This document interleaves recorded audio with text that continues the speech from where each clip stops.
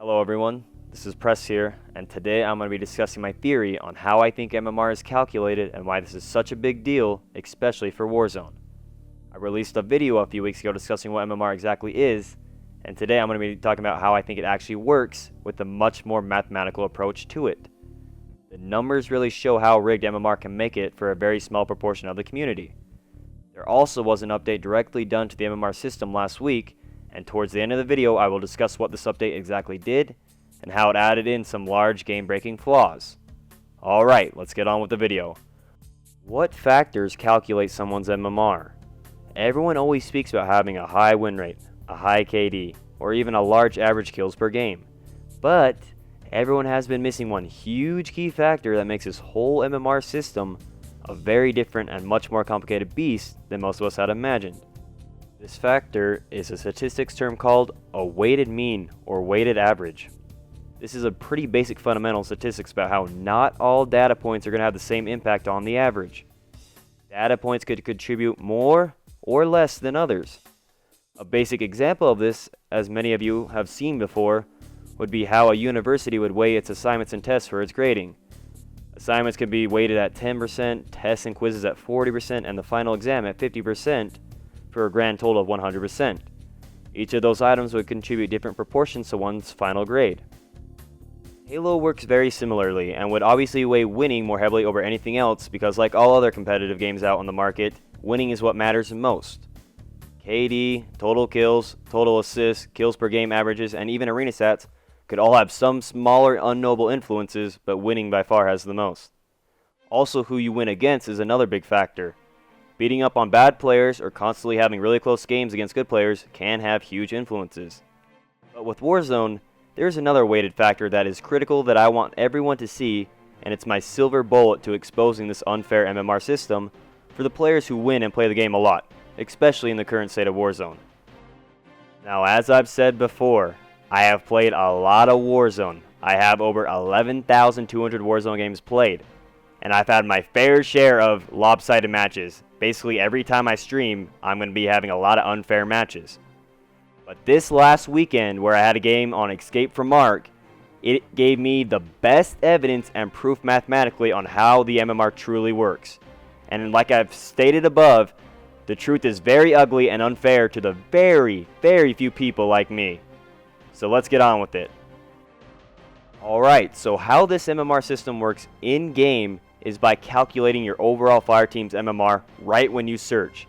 And what it does is it adds up all of the wins, all of the total games, all of the KDs, and all of the other factors for every member of the fireteam, and it calculates one overall win percentage, one overall KD, and one overall for all the other categories for the team. So basically it is one overall win percentage for the whole team.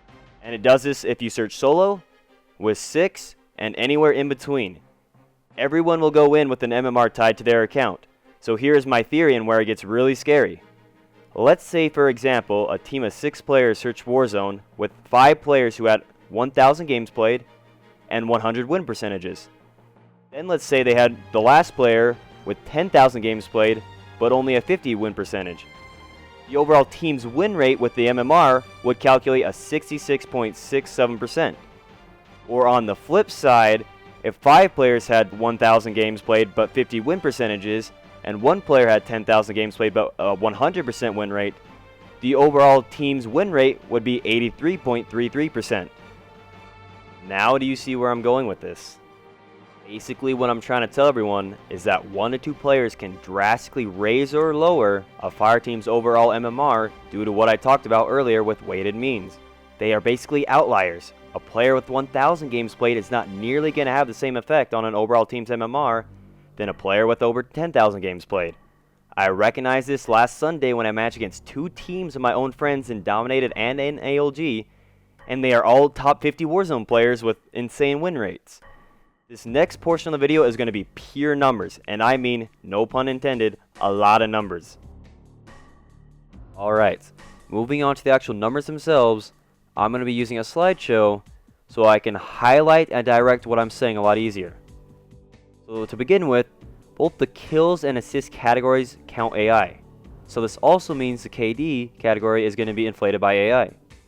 I also want you guys to know that for both teams, I separated the players into categories of how they searched. So for example, the green represents players searching in fire teams. Purple represents just a solo searching player that we are friends with or associate with. And then the blue represents just completely random players that got thrown into the match. Now the team totals are at the bottom, but they're not too big of a deal because I'll be comparing them in later slides, so don't worry about memorizing them. One thing I want you guys to take away from this slide is the win percentages. As you can see, we had 2 players with 90s, 1 with an 80, and 2 in the 70s. Moving on to the next slide, we can see the other team, and look how many players they had searching in fire teams. They had 11 players searching in fire teams. 5 in one team, 6 in another. They also did have 1 random. Looking at their win percentages, they had 5 players in the 90s, 2 in the 80s, and 1 in the 70s. That's just insane. Moving on to the actual team stat comparisons, the green's going to represent my team having better stats in that category, and the red's going to represent their team having better stats in that category. Starting off with total wins, their team had more total wins, their team had more total games, their team had a higher win percentage, their team had less deaths, and their team had more assists, while my team had more kills and a slightly higher KD. On paper, this looks very fair and balanced to me. The KD, the kills, the win percentage, even just that like 6% difference, like it looks very fair on paper. But on these next few slides, I'm going to prove why it is not fair and what it does to calculate these unfair matchups. This is where things start to get very interesting. Earlier in the video, I was mentioning how could one player with an extremely high amount of games played drastically increase or decrease an overall fire team's MMR due to the sheer fact that they have so many games played. In other words, do they have an extreme amount of weight to them in the MMR system, so it's very unfair for the overall team and gives an inaccurate representation for all the other players. This slide is going to be a comparison with my team if it did not have me. So what if my team only had 11 players? What would happen to the stat categories? So first off, our team's win percentage would drop by 6.2%. Our team's overall KD would drop by 0.4. I accounted for roughly 29.2% of our total wins, 23.1% of our total games, 21.2% of our total assists, 18.5% of our total kills, and 8.5% of our total deaths. Now remember, I'm just one player on a team of 12. 1 out of 12 equals 8.33%. Look at these percentages again. I wonder, since I have such insane stats, such as like games played, wins, KD, even kills and assists, like they're all really insanely high compared to most of the population. I really wonder if the MMR system weighs them more than others. Even right here, you can see numerically, I am counting for roughly 2 and even 3 players of our team on the stat categories. So could the MMR system possibly think I'm worth more than 1 player when I search with the fire team because of my stats? Who knows? But I'm going to dive deeper into this on the next slide and even give you guys my general conclusion and analysis of what I think is going on with the MMR system. So on this slide, I took it a step further, and instead of comparing the 12v12, I broke it down by the fire teams that were in that match. And I also color-coded the rankings of how these teams compared with each other on each statistical category. Green being the best, red being the worst. Now before I move on to comparing the teams, let's look at how I did on my own fire team. So I accounted for 37.9% of our total fire team wins, 31.2% of our total games. The win rate would drop by 7.9%. I also account for 23.6% of our kills, 28.5% of our assists, and our KD would drop by 0.54. 1 person out of 6 equals 16.6% on a 6-man fire team. Again, look at the percentages. Let's look back here. So on this, I was roughly around 2 to 3 players numerically. On this one, I'm around 1.5 to 2 players numerically, and I definitely think something's up. These are definitely giving me some red flags that I'm counting as more than a player on the MMR system. Alright, moving on to the actual fire team comparison. I'm going to give you guys a quick rundown by the numbers on how I'd rank these teams, and then I'm going to give you guys my final 2 conclusions and theories on how I think this matchup happened. So starting off with Monk's team, I'd say they're the worst team MMR-wise, because they obviously don't have any best categories, and they just have 2nd and 3rd place categories.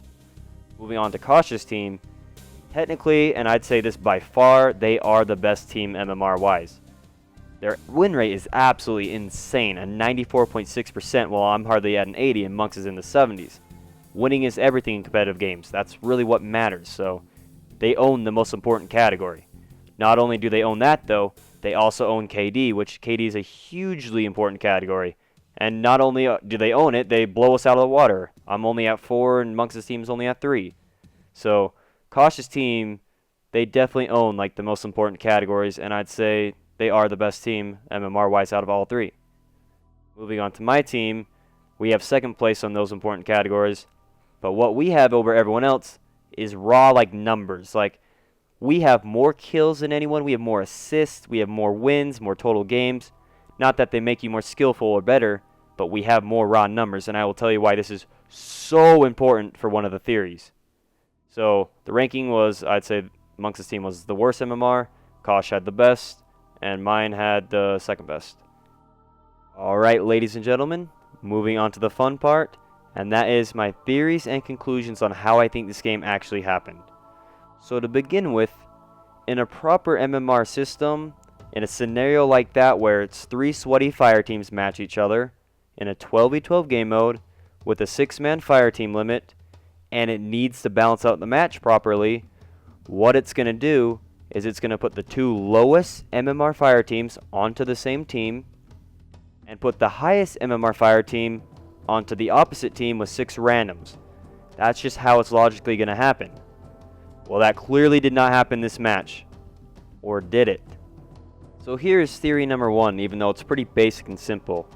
Even though Cautious team had absolutely amazing stats, they did only have 5 players in the fire team, and maybe the MMR system factors in and accounts for how many players are in a fire team, and it lowered their MMR so that our team was given number 1 and we had to face both of them. But I find this highly unlikely because, as many of you have seen in my stream and on previous YouTube videos, there are those smaller fire teams or those solo searching players who will match us dozens of times, and without exception, they will always be put on the other team, never on my team. Players like Flacco, Pancakes, Empty, Canal, just the list goes on. So many players I have played against, and they will never be put on my team. I wonder why. It is probably because my teams of 6 or whatever I search with always have some insane MMR, but they also have a good enough MMR to where they can't be put on our team. They will always be put on the opposite team because of their good MMR. So I don't believe in theory number 1 at all. I think everyone, no matter their fire team size, will be given an overall MMR rating according to their stats. So for example, let's say I decided to solo search one day with my insane amount of wins, total games, win percentage, kills, deaths, assists, and KD. I would be singled out by the system and never ever be put on a really good team. Like, I'd never have really good teammates because it wants me to get to a 50 win percentage. That is its goal, is to get everyone to 50 win percentages, so I would be heavily singled out, especially due to the amount of games I have. Alright, now on to my second theory. As much as we think win percentage and KD matter, the total amount of wins and even total amount of kills might matter even more, even if your win percentage isn't extremely high. As you can see here on my team, we had over 2,600 more wins than Cautious team, almost 9,000 more games played than them, almost double the amount of kills that they had, and roughly over 90,000 more assists than Cautious team. The system very well could see us as being the highest MMR team due to our absurd sheer amount of numbers. There is a current Halo leaderboard website called Halo Tracker that does this very similarly. Halo Tracker adds up all the total wins, total kills, and total assists for an overall score, while all the total losses and total deaths subtract from the score. Notice how I didn't say win percentage or KD. I currently sit at number 1 in the world for Warzone HTR, but it was reset last year, so a lot of other people are missing. Anyone who has actually used the website and has checked their progress has noticed how winning is by far the fastest way to go up. Back when everyone would quit core in the 12-man days of Warzone, we'd usually play around 50 to 60 Warzone games a day, and people would gain thousands of HTR score in a single day. Losses and bad games affecting your HTR are completely unnoticeable. One interesting comparison I want to show you guys is between my friend Vlaxy and I. Black Sea has the most Warzone Spartan kills in the world by nearly 30,000, the most power weapon kills, and is 4th for assist. Black Sea only has 8,089 games played, and only a 59.1% win rate, while he is 3rd in the world for HCR score. I, on the other hand, have 11,309 games played, with a 97.6 win percentage, and a lot less kills than Black Sea, but I'm at number 1. Black Sea is being perfectly rewarded for having very dominating Slayer performances and insane Slayer stats while solo searching and taking some losses, while I'm on the opposite hand of always searching in teams and hardly ever losing any games. So these really show that Halo Tracker favors the amount of wins and the amount of slays over anything else. So, does MMR use something similar? At the end of the day, I can't prove whether it was Theory 1 or 2. But what I can say without a doubt is that I believe it is between those two theories, and I'm absolutely certain that the MMR system uses weight. Someone with only a few thousand games played does not affect the overall fireteam's MMR as much as someone with over 10,000 games played. It's the reason why when I play other teams as 6, they will always receive the really good solo queue players, the alternative accounts that have played only a couple of games, or completely different teams as 6. The only time I ever get anyone on my team is when it will be 3 to 4 completely fresh level 1 alternative accounts that have no games played, and they will betray my team the whole game, milk in the core room, feed the other team kills, or give away our positions. So that sums up my thoughts and theories on how that game happened. Lastly, I'm going to quickly talk about the matchmaking update done on July 3rd by Josh Menke. Now this was bad. Very bad. We're talking about game-breaking bad, and the type of bad to make me never touch this game ever again, no matter how well my channel and stream are doing. In fact, these adjustments could be the very reason why that game and arc happened. So let's take a deeper look at this. Basically, to sum it up, the MMR system was changed so that games would become less sweaty. So how did they do this? By reducing the player pool size and by giving you a little bit better teammates. Onyx players will now get golds and platinums on their team instead of bronzes and silvers. This does not sound like social matchmaking to me at all. Social to me is having more open player pools and having a more randomized and less calculating system so that some matches are more relaxing and some are sweaty. This system sounds like every match is going to be sweaty still, but instead of having players that go 0 and 40, they will go 2 and 38. There's also some keywords that are very important that I want to go over in the text. The first two keywords are social and warzone. Notice how he separates the two near the top, and then specifically only mentions Warzone at the end, and quickly sums up its changes in a sentence, meaning a lot of the information was exclusively only referring to the changes made on Social Arena playlists. We only see a 30-second time before it gives up, and a very vague new large max gap reference to Warzone. The next keywords I want you guys to know are max gap. These are the limits set for the amount of players you can possibly match. It deals with standard deviations in the bell curve, depending on where you land on that. And the final keywords are half and standard deviations. Now I know this doesn't specify Warzone, but by reducing the max skill gap possible for the player pool by half is very significant. Whatever they did to Warzone's max player pool broke the game. Games during the day took roughly 2 to 3 minutes to find, and during the night they took roughly 3 to 5 minutes to find, until they eventually became impossible to find. Could this be due to having an insanely high individual MMR while playing with all top 100 Warzone players with also insane high MMRs, and then the new added max gap is too strict and too small? There's no other explanation. And that's just finding the games themselves. The games we did find were mixed with teams and only sweaty solo searching players while doing its usual rigging against us. And that's not just affecting us. It affected countless other teams and games that were completely unfair. What is weird though is that I streamed all over last weekend, and this whole terrible MMR system that was implemented on July 3rd was completely turned off. So I assume it was turned off for Double XP weekend, but if that's not the case and it's permanently turned off, I'll be pumped to stream and match Flacco's Smurf account army again. Definitely make sure to check out my Twitch stream and say hi if you haven't already, as a lot of great moments happen on there. But until next time, everyone.